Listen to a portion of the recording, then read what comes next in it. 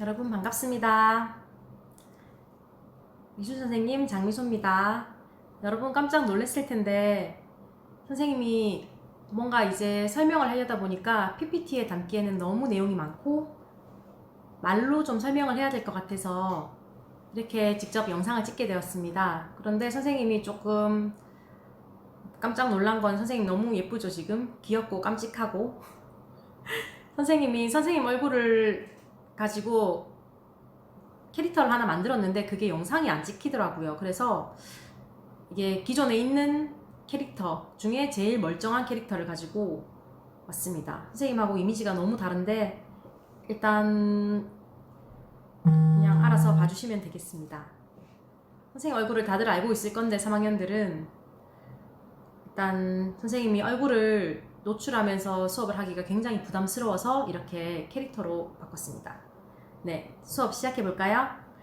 네, 이번 시간에는 지난 시간에 이어서 서양 미술의 변천, 서양 미술의 변천이라는 두 번째 주제로 하게 될 건데 이번 시간에는 화가에 대해서, 화가 3명에 대해서 다루려고 합니다. 누구냐면 여기 베르메르, 다빈치, 반 아이크. 이 중에 여러분 다빈치는 알죠? 레오나르도 다빈치. 이렇게 3명을 묶은 이유는 수업을 주제별로 작가와 작품을 알아보는 시간으로 선생님이 오늘부터 진행을 할 건데 이 주제가 이 사람들은 표현력, 완벽한 표현력을 주제로 해서 선생님이 이 3명을 정해봤어요. 네, 볼까요? 일단 우리가 오늘부터 명화를 보게 될 텐데 명화를 보는 두 가지 유형이 있죠. 두 가지. 뭐냐면 미술을 굳이 알고 싶고 미술에 대해서 좀 이 작품에 대해서 알고 싶다 이런 충동을 느끼는 부류가 있고 하나는 애초에 명화고 뭐고 미술이고 뭐가 잘 그렸는지도 모르겠고 전혀 관심 없는 그런 사람들이 있어요. 여러분들은 무슨 유형인가요? 네, 두 번째. 정말 크게 관심이 없죠. 지금 우리 학교 뒤에 환경미화하는 뒤에 뭐라고 하지? 게시판에 여러 작품들이 붙어 있는데 누구 건지도 모르고 관심도 크게 없죠. 네.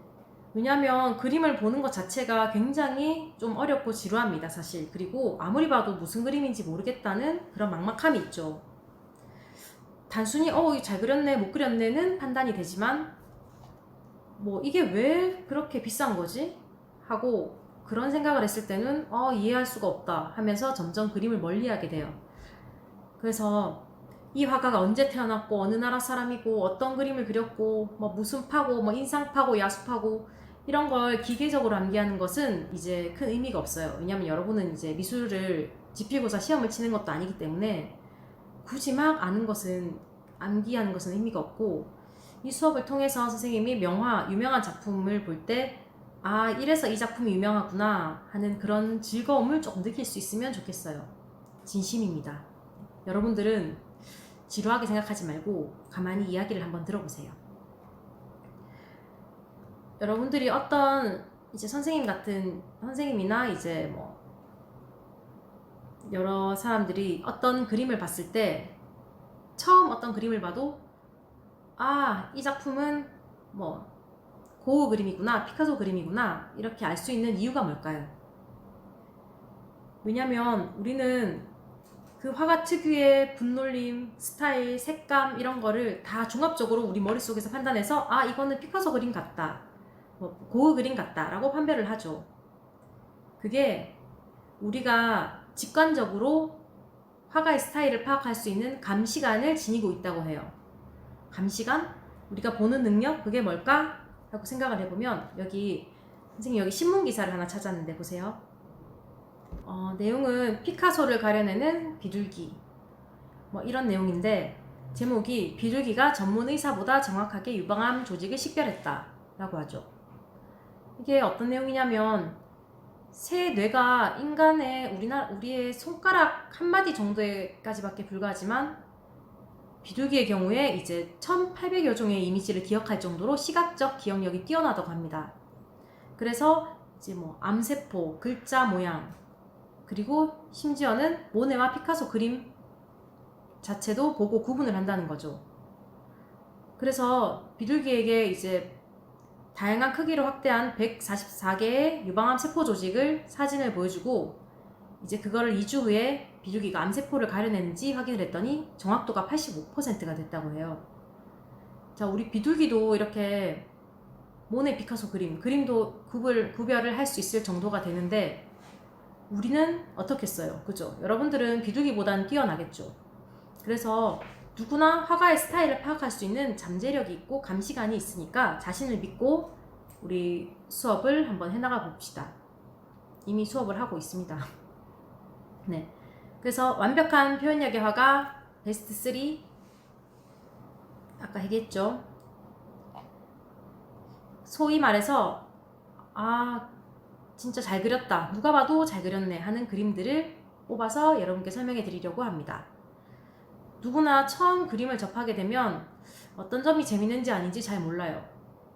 축구에 대해 예를 들어서 이제 축구에 대해 잘 모르는 사람은 똑같은 경기를 봐도 선수들이 그냥 왔다 갔다 하지 저게 뭐지? 뭐가 재밌지? 누가 플레이를 하고 있지? 이런 걸 알 수가 없지만 알 수가 없어서 우리가 집중력이 조금 떨어지게 되죠. 사실 선생님도 축구를 잘 몰라요. 그래서 예를 들어 이제 메시, 박지성처럼 좀 뛰어난 실력을 가진 선수가 딱 들어가면 와 잘하긴 잘하네 하고 흥미가 생기는데 그냥 봤을 때는 사실 잘 모르겠어요. 그래서 이렇게 뭔가 정말 뛰어난 실력을 가진 선수가 들어갔을 때 이제 그 흥미도가 좀 달라지죠. 그림도 마찬가지예요. 우리가 컵 안에 있는 물을 그린다고 생각해 봅시다. 그런데 실제로 눈앞에 물이 보이듯이 실감나게 그린다면 우리는 우와 진짜 잘한다 라고 생각하겠죠. 그래서 훌륭한 작품의 기본은 누가 뭐라고 해도 그림이 얼마나 사실적이냐 하는 데 있습니다. 일단은 그래서 첫 번째 화가 얀반 에이크에 대해서 한번 알아보겠습니다. 얀반 에이크 작품 보이죠? 이 작품은 아무리 확대해도 흔들리지 않은 치밀함을 갖고 있어요. 이 그림을 이제 줌으로 확대를 해도 그림이 흐트러짐 없이 정말 완벽하거든요. 실제 사이즈는 조금 작은데 매우 치밀하게 구성이 되어 있어요. 이 작품 제목은 아르놀피니의 결혼이라는 작품입니다. 제목에서 알 수 있듯이 한 쌍의 남녀가 결혼을 하고 있고 우리가 그림을 딱 봤을 때 어떤 게 느껴지나요? 여기 보세요. 여자가 착용한 목걸이, 팔찌 이런 것들을 보고 여기 샹들리에 그리고 바닥에 약간 카페트 그리고 여기 높은 침대, 뒤에 보이는 높은 침대 이런 것들을 이제 그림 속에 있다는 것은 매우 부유함을 과시하는 수단이었다고 해요. 그래서 부유하다는 것을 일단 우리가 보면 알 수가 있고 특히 가격이 너무 비싸서 부유층만 구입이 가능했던 오렌지나 이런 남자 여자의 옷의 모피옷 이런 것들이 재정적인 여유로움을 보여주죠. 그리고 이 작품이 유명한 이유 중에 하나는 그 안에 내재된 의미들 때문이에요. 일단 발 아래 개를 보면 개를 그린 이유는 남편에 대한 아내의 신실한 사랑 이런 걸 의미한다 하고요. 샹들리에 여기 촛불 하나가 딱 켜져 있어요. 그 남자 머리 위에. 이거는 이제 결혼에 대한 맹세를 의미한다고 합니다. 그리고 샌들을 벗어놓은 것은 여기는 매우 신성한 장소다라는 것을 알려주기 위함이고요. 그리고 사과가 보이죠? 창가의 사과는 아담과 이브가 따먹은 사과 아시죠? 그래서 인간의 그 원죄, 죄에 대한 그런 얘기를 담고 있습니다. 그리고 중요한 건 여기 보세요. 중앙에 엄청 작은 거울 속에 뒷모습이 보이는데 유일하게 앞모습이 보이는 사람. 이게 바로 화가 자신, 바네이크 본인의 모습입니다. 엄청 장난 아니죠? 자기 얼굴까지 그림에 넣었다는 것 자체가 엄청 대단하지 않나요? 보시면 거울 위에 글씨도 있어요. 이 글씨가 뭐냐면 얀바나이크가 여기에 있었노라. 본인이 여기 있었다는 글자까지 남겼죠. 그리고 자기 얼굴까지 남기고 이거는 본인의 자신감이 엄청 장난 아닌 사람이었던 거예요. 그래서 이것은 이 내용들을 종합적으로 봤을 때 종교적인 의미도 있을 뿐더러 이제 본인의 자신감 그리고 이 사람들의 결혼에 대한 그림을 그렸다고 보면 됩니다. 이 작품의 중요한 거는 일단은 요즘 같은 초고화질 TV로 봐도 굴욕 없는 표현력이다. 그게 가장 핵심이라고 볼 수도 있죠. 그 다음